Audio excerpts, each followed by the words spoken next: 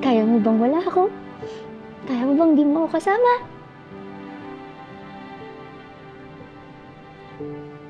Oo naman.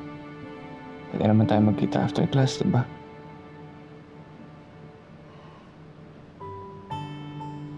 Ha? Mature na siya talaga. Dati lang ayaw mong mawalay sa akin. Ngayon, kaya mo nang wala ako. Hindi nga kaya ko. Pero hindi ko sinabing gusto ko. Pero okay lang yan, di ba? Kakayanin mo wala ako?